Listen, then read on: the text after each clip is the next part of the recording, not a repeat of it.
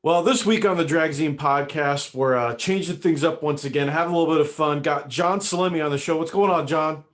Hey Brian, how's it going, man? Thanks for having me today. No problem, man. No problem. Thanks for coming on. You're again one of those people I had circled on the old calendar based on we had you on the tech inspection show. You're a great guest there, so wanted to bring you back once again so we could talk racing and other fun stuff.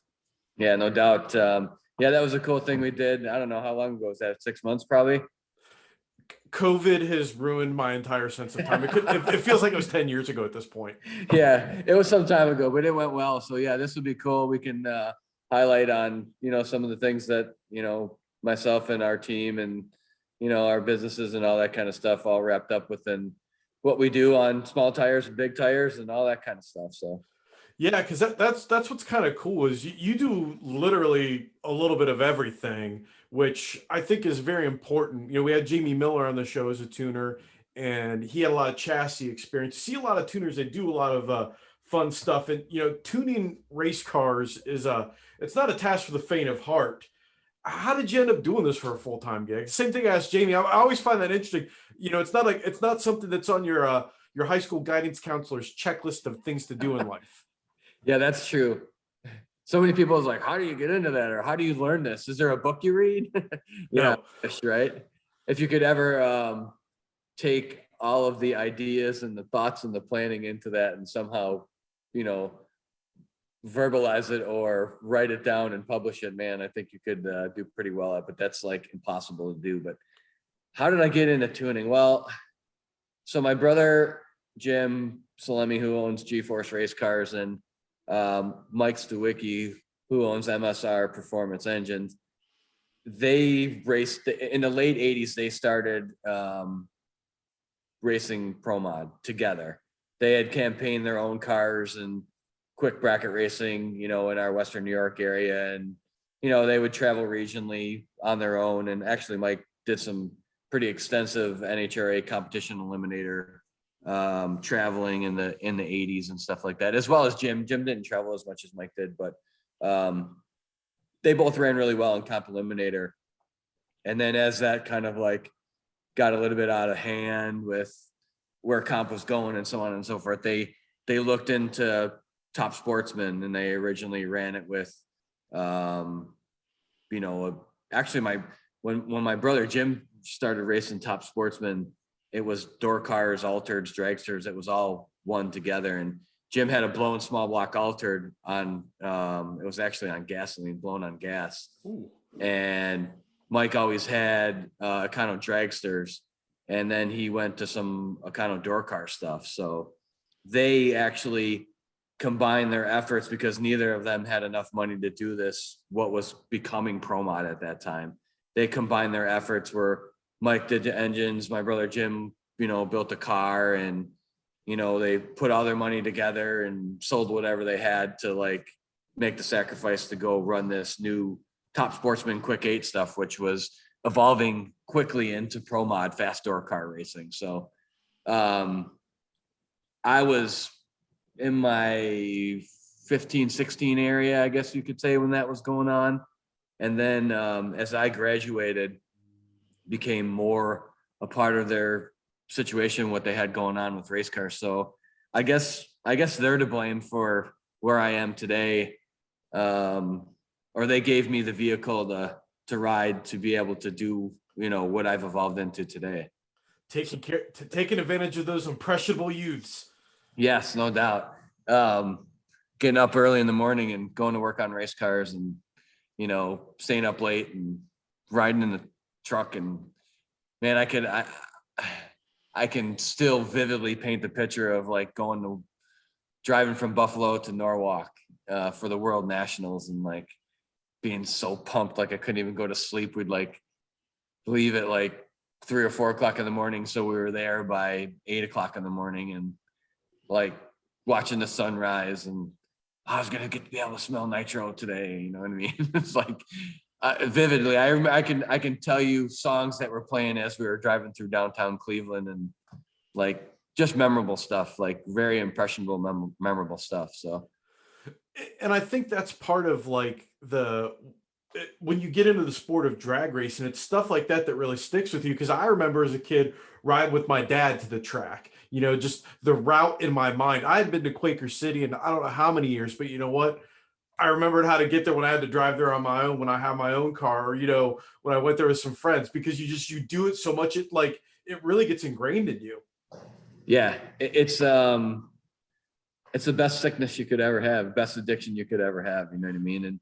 And that fuel and that passion to do it I guess at the end of the day, what it totally is it's an emotional attachment to something that you develop a massive passion for.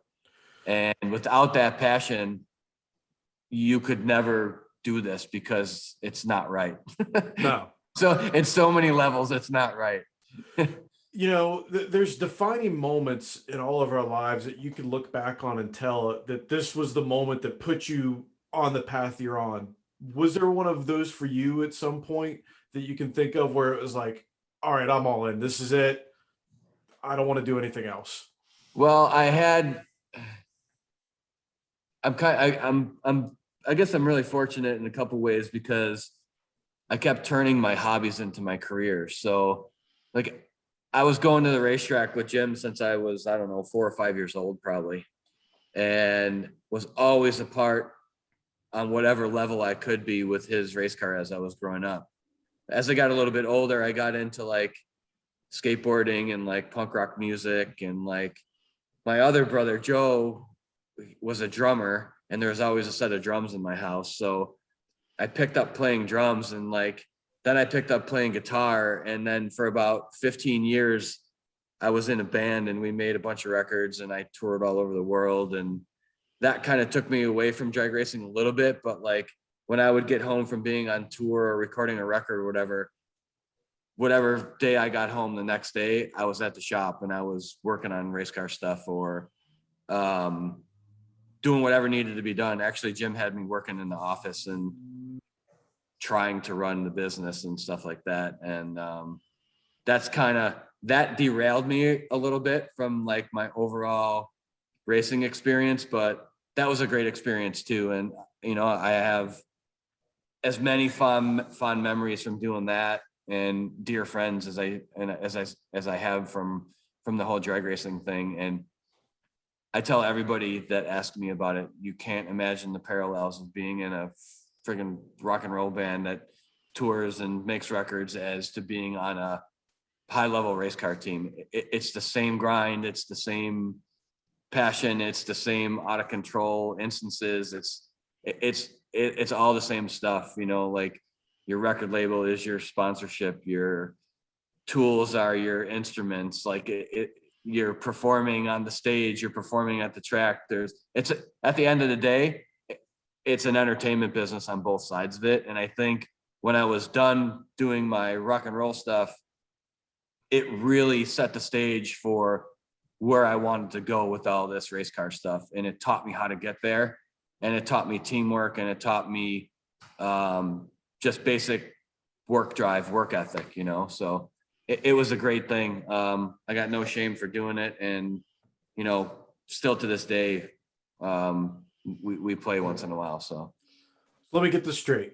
Played in a rock and roll band, into fast cars. You are literally the son-in-law that every father-in-law would dread their daughter dating at a certain time. Certain step. That's a funny scenario also, because I have a great relationship with my father-in-law, and he's a super cool guy. And like, he's totally into fast cars and rock and roll music. Yeah, like there's a very limited lane, John, that you could fit in with that. Yeah, it was it's funny because that is the status quo, but my rock and roll experience was a lot different than most, as far as like, hypothetical classic rock and roll. We weren't really a rock and roll band. We were a punk rock band that had a bunch of ethics and morals that still I like value today and still live by today. And when somebody from my music world actually comes to the racetrack and they don't know that I have any involvement in racing, and they're like, "Hey, dude, that's a dude from Snapcase." and what's he doing working on race cars? Like that to me is like the most ultimate like satisfaction in life. And it's happened like, I don't know, maybe 5 times over the last 10 to 15 years at the racetrack, or 10 years of our serious racing at the racetrack. But yeah, that's like complete and utter satisfaction for me. So you guys weren't the band that was, trashing rooms, stowing stuff in the pool, and your Pantera level general Anarchy. No, like our music was super aggressive and we were super loud and fast and screaming and, kind of like a blown pro mod, but no, we had a lot different look on a typical rock and roll band. And if anybody wants to search that or talk to me more about it, they can. But today we're going to talk about drag racing. That's another story for another time. We could do another podcast about cross careers off of drag racing at some time. And kind of going off of that, what's it been like working with your brother and kind of creating these two thriving racing businesses? It's been, it's amazing. It's awesome. He's my oldest brother. There's 3 others in between us. My father owned Italian import food stores and pizzerias as we were growing up. So there was not much time that I got to spend with my dad, and Jim filled that void for me as a young kid. He would not only take me to the races, but we would go here, there, and everywhere. And everybody always thought he was my dad. And it would aggravate the hell out of me when oh, how'd your dad's car run? That's not my dad. My dad's like this old guy who flips pizzas, like my brother. So to get things where we are today, it's awesome. Like I couldn't ask for anything better. And now, my son's kind of nurturing the same path. And it's almost like I get to watch Jim teaching Evan all the things that he taught me, and those two go at each other like Jim and I used to go at it. And Evan's as passionate about it as we are. And my daughter's not too much into the drag racing thing, but she's super passionate about what she's doing on a different level. So it's kind of cool to see both kids going their own ways. But back to my family's always been super tight. So to be able to do this on this level and have the success that we've had, and each person knowing their role and understanding their role on the team, it's been unreal. So this last 2-3 months have been really, really busy. And I just keep telling myself, just be careful what you wish for. It's here. It's like, now you got to weather it. Now you got to figure out how to work it out and be as successful as you've been to get to this point, and then talk about the next level. Andy, Tanner, and I just ate lunch, and we just talked about the next level. Like, where do you go with your business? How do you get to the next level? How do you nurture that and not screw it up? Or what are the risks emotionally? What are the risks financially? That's like, where do you go? How do you do it? And those are the conversations to me that are most interesting and most enthralling to me at this point in time, other than what are we going to do to the tune-up to get this car down the racetrack or make it better, stuff like that. So my involvement with my brother, I gotta include Stewicki in that too, because he's not blood family, but he's like family. And it was his choice to get out of the seat and put Melanie in the car in 2015 and take the chance that she was going to be the driver that she's become, to quote unquote build all 3 of our businesses. And you can't paint a more perfect picture than what's actually happened with it all. We're all covered up with work. We all got too much stuff to do. And, day by day and night by night, it's just like everybody put a plan together, and slowly but surely it's coming to full fruition. See, it's interesting. I like hearing people's backstories, how they got into things. I tend to try to do a little bit of extra research on my guests as well. And I didn't realize you worked for DMPE. And I'm sure, they build blowers, for pretty much all the nitro teams, if I'm not mistaken. I do a lot of stuff for Coletta. What was that like for you to learn from someone like that to what you do now? So I met Darren at the racetrack probably 98, 99 when we were running IHRA Pro Mod and Mike was driving the car at that point in time. And like I just hit it off with Darren for some reason, some way, somehow. And I was still, that was like full-fledged into the band still. Like I wouldn't be at all the races because we'd be gone on tour, or I'd be in the studio, or we'd be rehearsing or something like that. But I always had a good relationship with Darren, and Darren kind of like brought our technological side at that point in time, in that early 2000, late 90s. He brought our tech side of our pro mod team to like the next level, and really helped us put things together on the tune-up side of things that like really brought our stuff to the next level. So kind of like how I got to work there is when in 05, like the band was done. Actually, the band really started to taper off in like 03 when my son was born. And like I started to go to work full time with my brother, and we were like just like smashing heads and arguing. And one day I was like, I feel I'm not working here anymore. And I was like, I'm gonna go start my own parts business. And then a couple of days later, I was talking to Darren, and he's like, why don't you just come and work for me? And I'm like, well, I'm not moving to Michigan. It's not happening. He's like, you don't have to. He's like, I gotta, he had just started DMP. He had just left Cabelco and started DMPE. So it was like brand new. He's like, you can, build a website and you can do all this shit. I'm like, I've never built a website before. He's like, well, you're going to learn how. So, I kind of learned how to do that. And then that led to me being like the lead sales guy there for a long time. And that led to me kind of like Darren actually was the first person that sent me out to tune a customer's car. And yeah, I'd been racing with my brother and Mike for a long time, and we all kind of talked about tune up stuff together. But like really Jim and Mike were tuning the car. Like my ace in the hole was that I knew how to work the computer. So I would download well, it wasn't Race Pack back then, but competition data systems we had for a little bit. And then we worked into a Race Pack, and that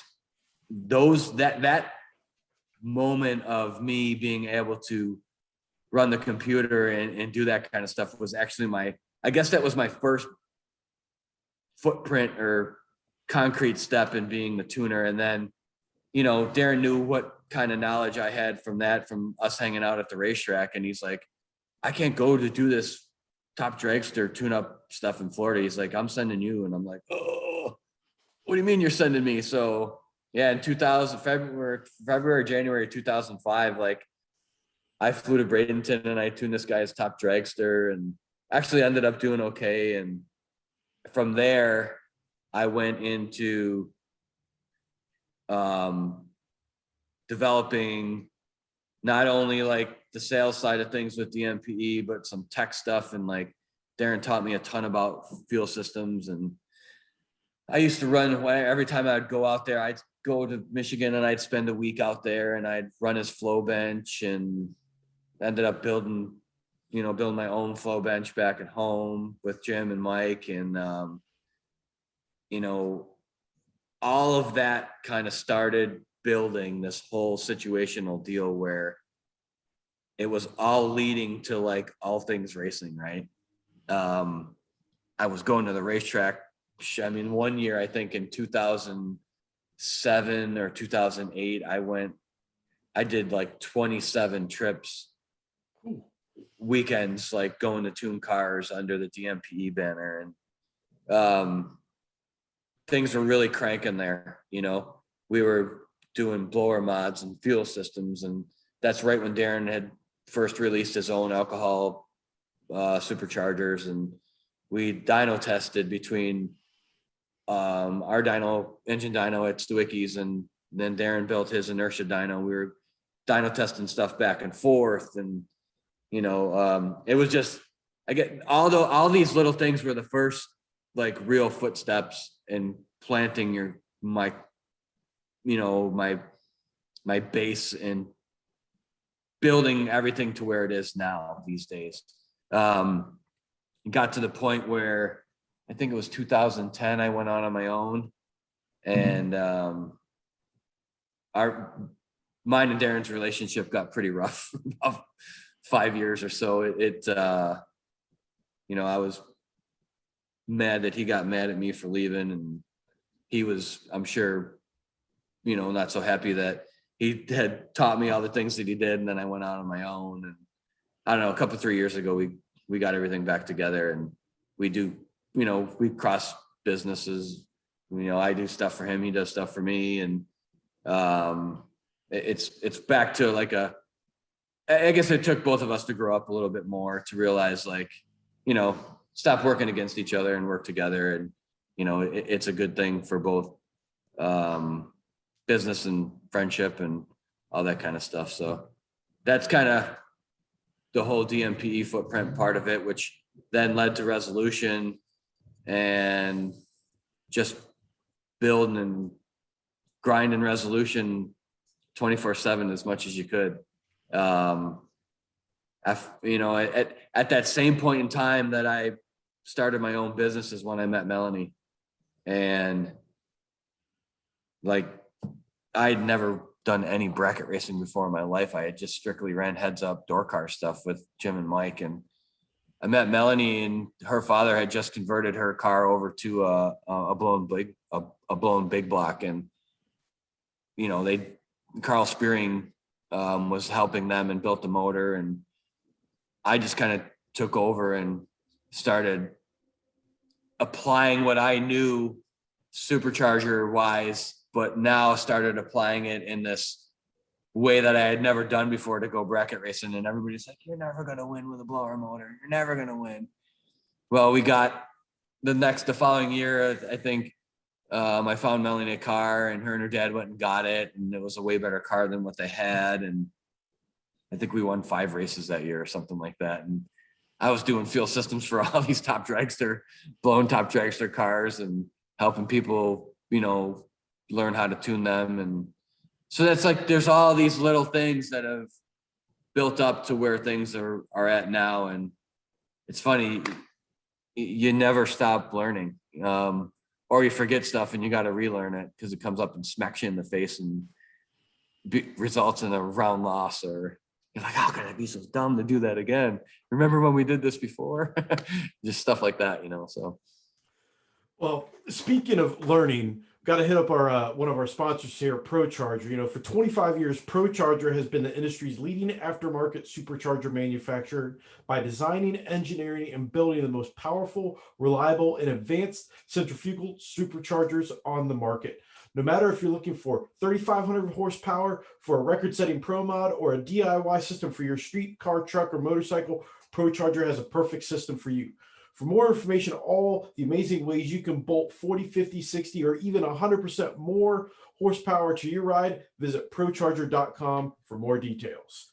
Now, that's a different kind of blower than what you typically mess with on Melanie's car, and you play with a lot of different blowers, a lot of different setups and whatnot.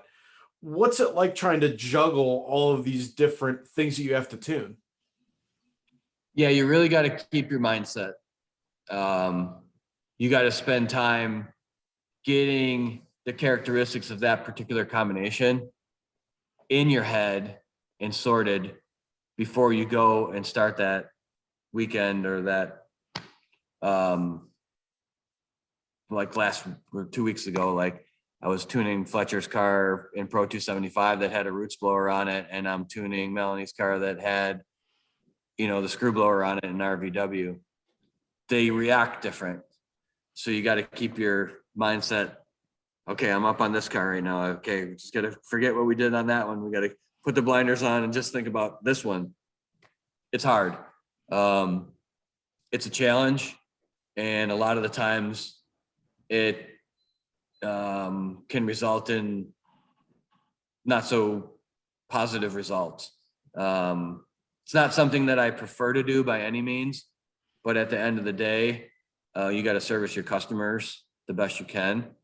And, you know, at the end of the day, you got to go have fun at the racetrack. If you're not having fun, the effort and the expense is out of control to not realize the real reason why you're there, and is to enjoy yourself and, and have fun and have a successful weekend. Even if you're not winning the event, you're enjoying your time with the people that are around you. But it's super hard to go back and forth between different combinations.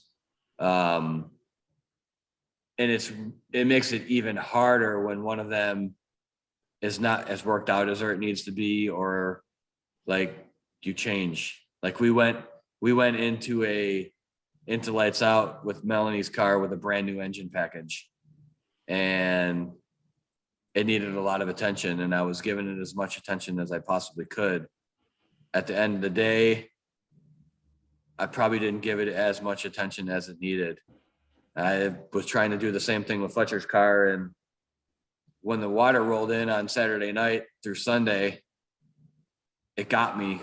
I forgot how much you need to change the roots blown setup to deal with the water comparatively to the screw blown setup. So like, those are two little examples that that played havoc on my head and what I needed to do to be as successful as I possibly could be with each of those cars.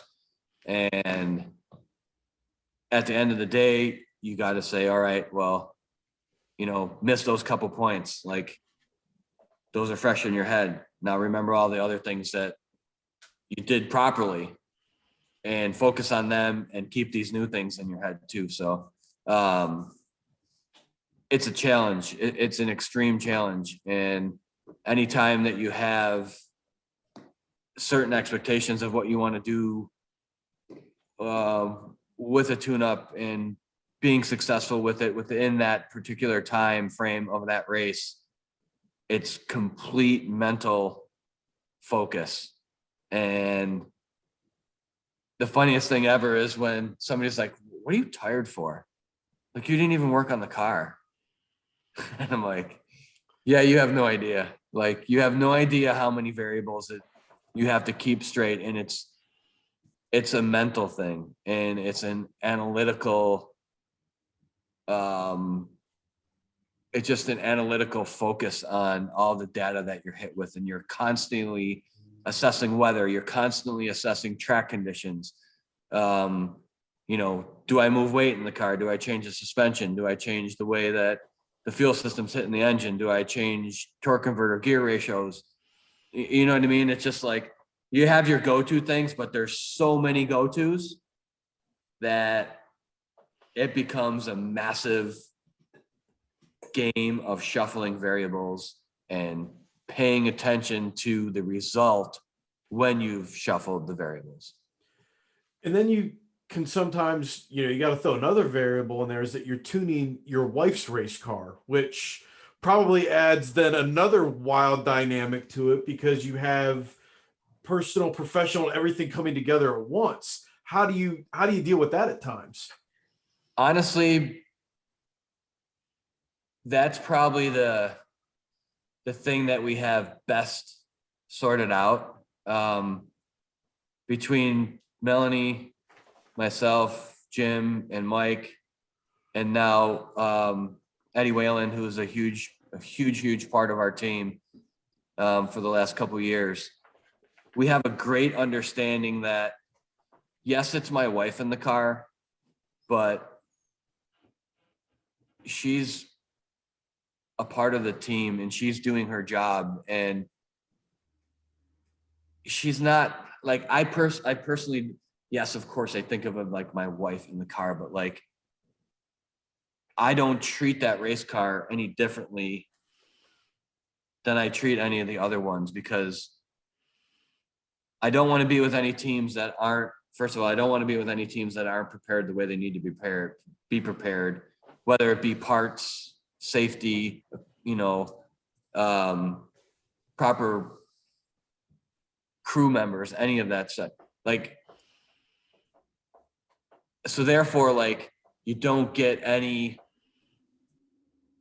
there's not a different feeling when, it's Melanie. It's like, that's my wife in there. It's like, it was for like the first 6 months that we raced. And now it's just like, yeah, that's my driver in there. And she's super badass. And like, you better be on your game. And no differently that I would think of like this car behind me when it gets to that point. Like, yeah, that's Preston in there. He's seasoned enough now to go out there and be a badass. Like he's going to do well in that car, or when Sean's in Fletcher's car, or when Steve King's in Gene Pilot's car. Like, I'm fortunate to work with a bunch of great people, and the role that you play on the team for your specific part on the team is what I pound into everybody's head. Know your role and do it well. And if somebody else is slacking in their role, help them out or talk to them to bring them up in their role.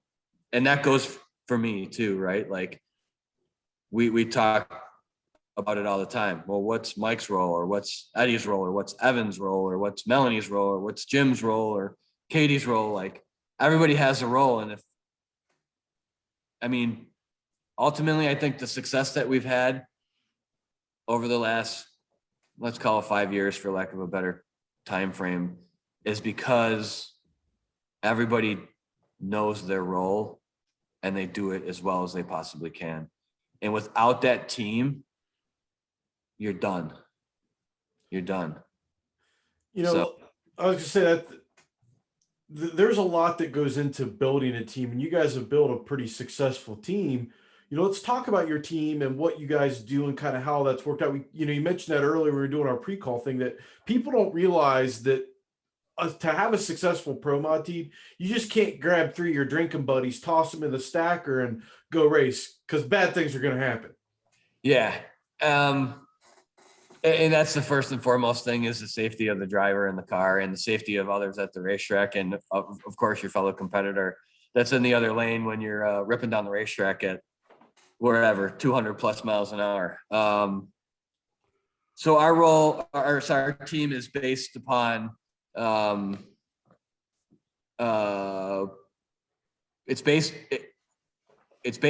out of G-Force race cars, which is Jim's shop. And the whole back section of the shop now is dedicated to both the side piece and Purple Rain. So 2 cars sit back there side by side. Jim and Evan completely maintenance the cars in between races. Mike Stawicki maintenances all of the engines. Jim and Evan will get the engine out. Evan usually drives it out to Mike's shop. Mike goes through it, does what he needs to do to it. It comes back, gets put in the car. Jim and Evan maintenance all the drivetrain, everything that needs to be done. Any fabrication work that needs to be done is done at G-Force in the shop by the guys that work there, which they're all as dedicated and love the sport as much as we do. One of them is one of my other brothers also. One guy, Jim's main guy there, Smitty, he's been in the shop for, I gotta say, it's probably approaching 30 years or so now. And Jim's newest employee is like a diehard stock car racer that grew up a drag racer. So he's super, super into everything that we do too. And then Melanie runs the office at the shop and does a lot of my bookkeeping and year ends and month ends and all that kind of stuff too. So the shop basically takes care of the cars and the rig and everything else it needs to do. Melanie takes care of all the stuff in the motorhome, the food, the laundry, the bedding, the drinks, the keeping everything clean, all that kind of stuff, and organizing of, she will organize with Jim when we're leaving and how long the trip is. And, you know, Jim and I will do what route we're taking. And I mean, it goes on and on forever.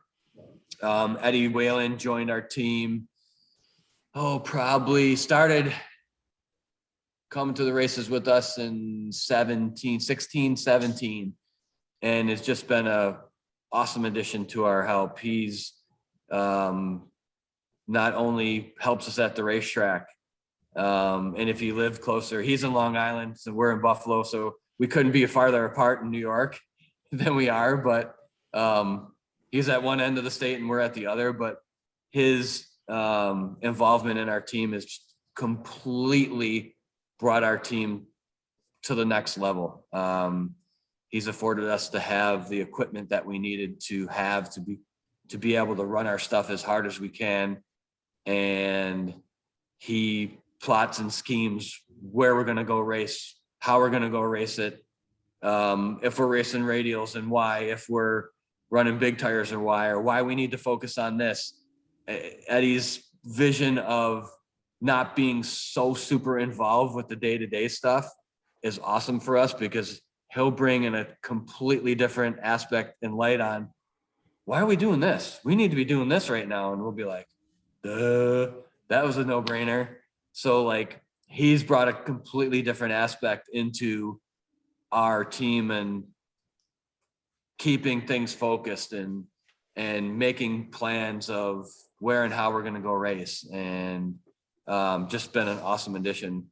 And his wife comes and hangs and everybody gets along and we joke around and we poke fun at each other. And I don't know, last weekend at Lights Out, I fell off the ladder putting the awning up and got really upset. And like, that's all Eddie could do is like pick on me about it all weekend. And it just came to the point where it was like so funny that like, you know, it's like, and he's imitating me falling off the ladder and everything. And it's just like ridiculous, but it's fun. Like, we have a great time. And at the end of the day, if you're not having fun, like I said before, what the hell are you doing it for, right?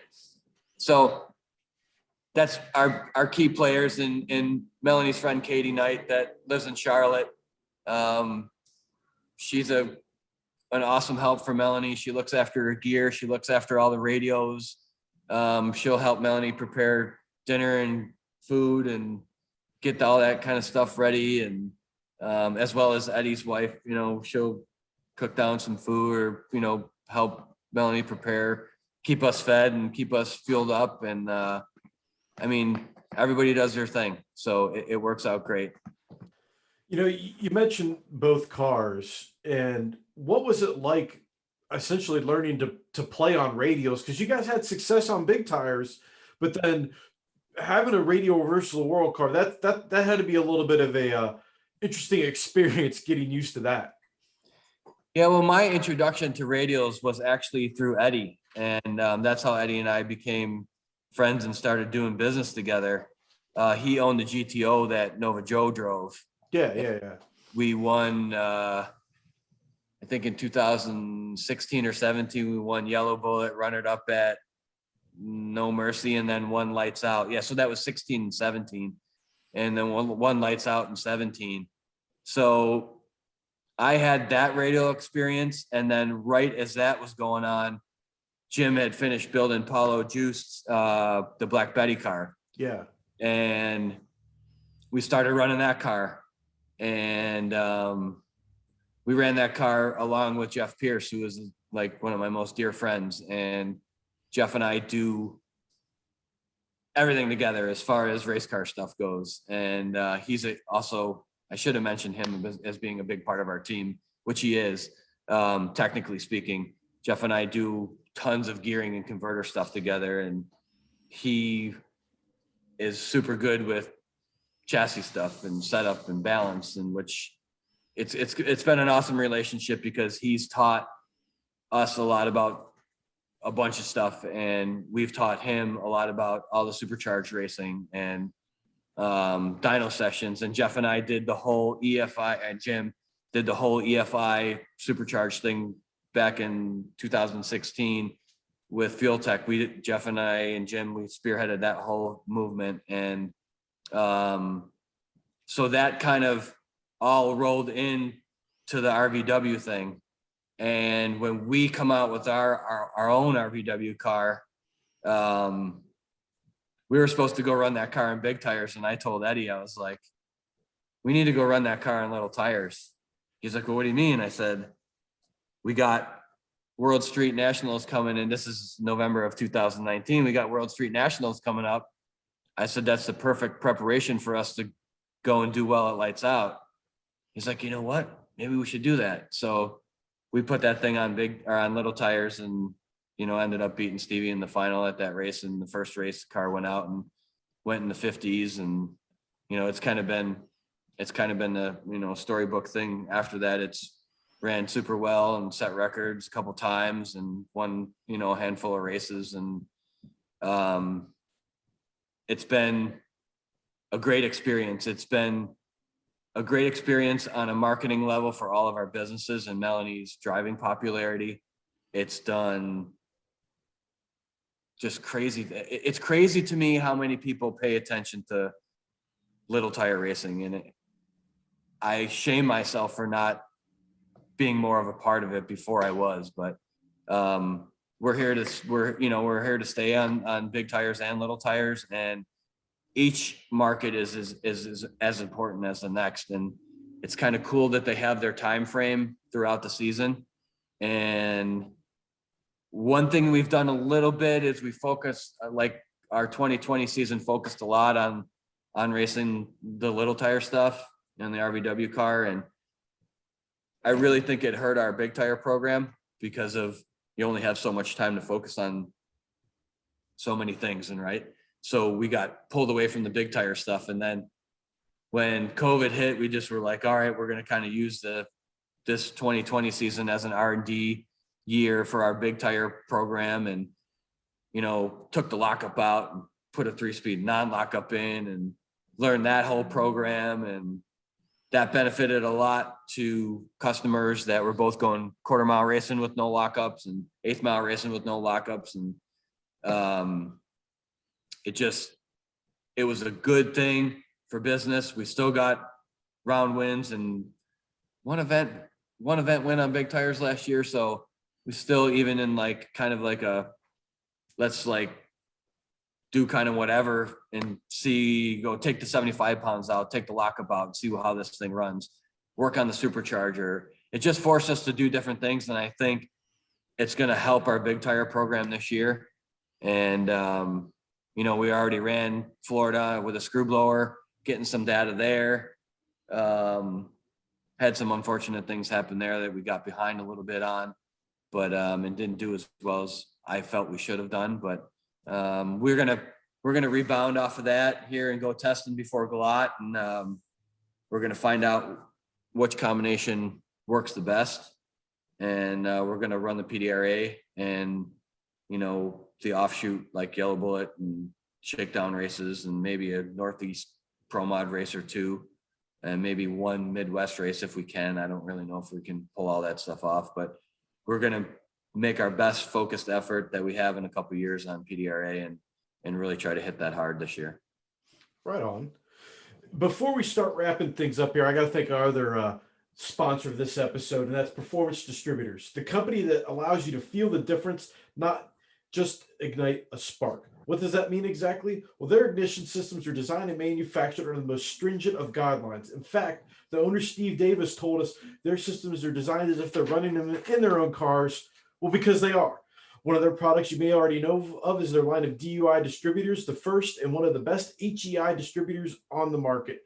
Their machine-calibrated timing curves provide instant throttle response and eliminate engine-damaging detonation. For those of you with late model vehicles, their Sultans of Spark ignition coils are based on the DUI technology, so they too can accommodate wider spark plug gaps while firing more voltage. So check out performancedistributors.com.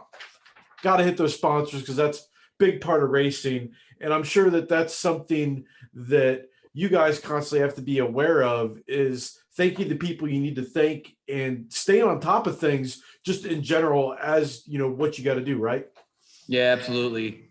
Yeah. And that usually that's Melanie's game, but I can, I was telling Andy today, we were talking about how my business has basically been a relationship with vendors to support our vendors on our race car, right? So Liberty Gears, Quick Drive are the first two that come to mind. Ross Pistons, like we'll develop stuff on the racetrack with those companies and prove the product and flog the product and just put it out in the field. And then we can also rep that product, right? So not only do we sell it, we can install it, instruct people how to work on it.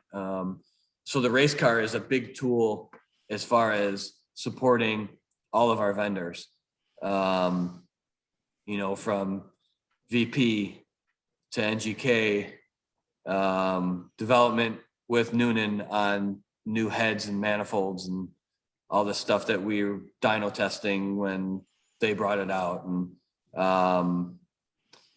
flat out gaskets, same thing. Just, could you do this a little bit different? Or could you do that a little bit different so we could make this not have this problem? Just developing the product to the next level.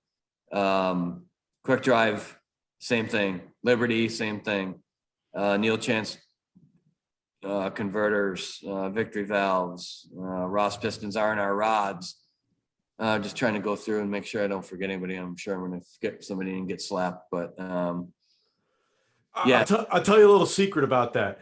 I've had people come on and say they'll front up and say, I don't want to forget anybody, so make sure you check out the website. I'm like, that's smart thinking right there to throw it like that to hit the website. I'm like, it's strange engineering. How could I forget strange engineering? It's on the freaking door.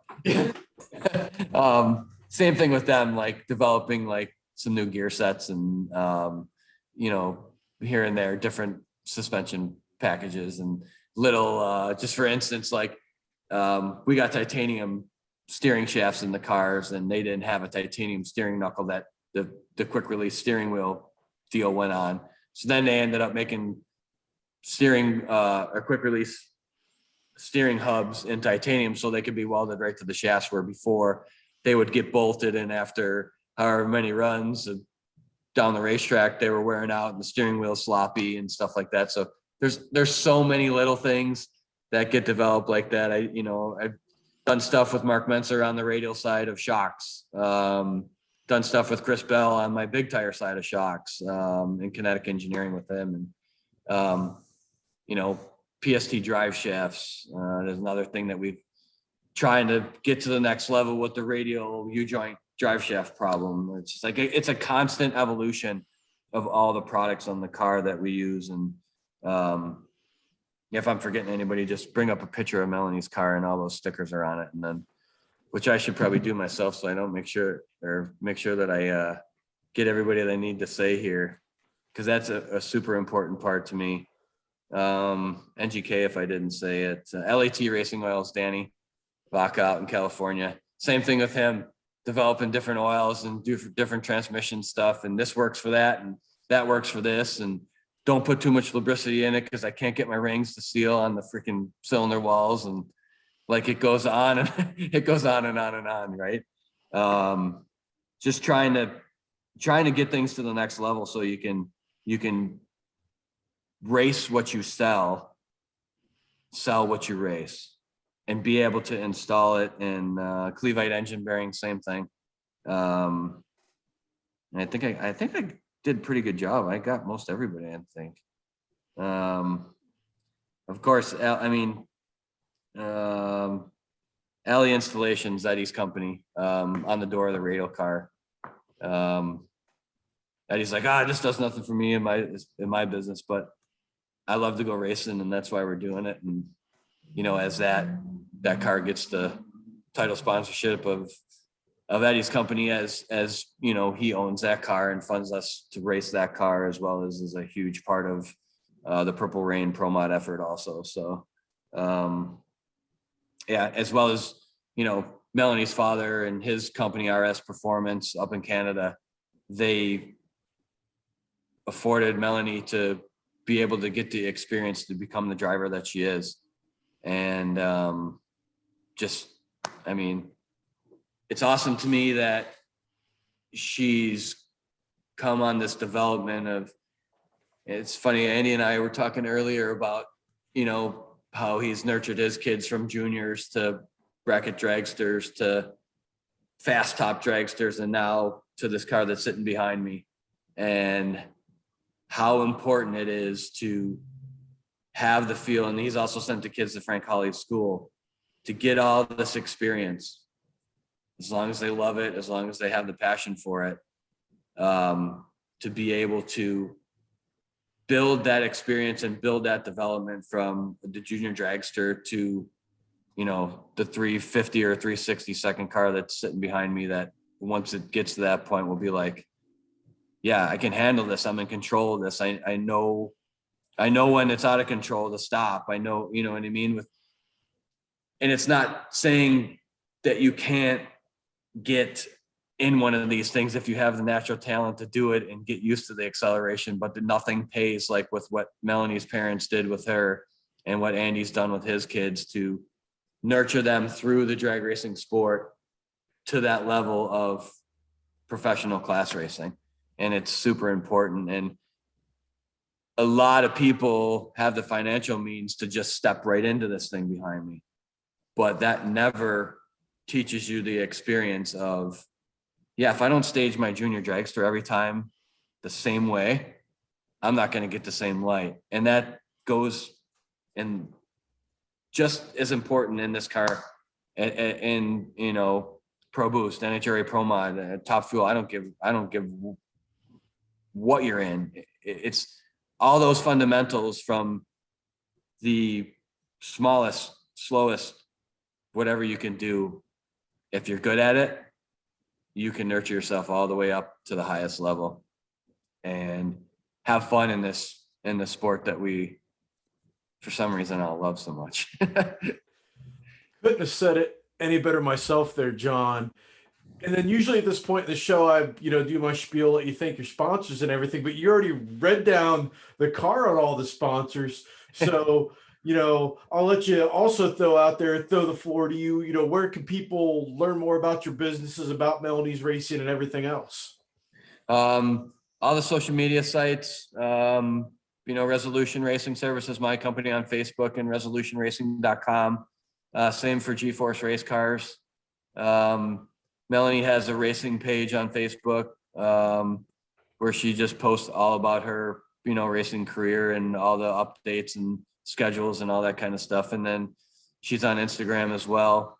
I think she even still has a website, but I don't know how active people keep up on websites these days. But same for MSR Performance, Mike's company, on Facebook as MSR Performance Engines, and on the web also. And I kind of like take the role of being the face for all three companies. A lot of people come to me for those services that are within. I tell everybody it's three separate companies kind of acting as one. And since I am Melanie's husband, I get the recognition of that, and people come to talk to me about tech stuff. But I know the combinations on the chassis, I know the combinations on the engine, and can sell that stuff and talk about that stuff and rep that stuff no differently than I can all the stuff that I do with all the parts and fuel system flowing and tuning and consulting at the racetrack. So it's all wrapped up into one, and fortunately we got everybody on the same page 99% of the time. And if not, we hash it out and sometimes bash it out and get everybody on the same page. Well, John, thank you so much for coming on the show. And I've got to thank our sponsors, of course, AFR Heads, Procharger, and Performance Distributors for helping keep the show going. And looking forward to seeing you probably at a PDRA Norwalk this year.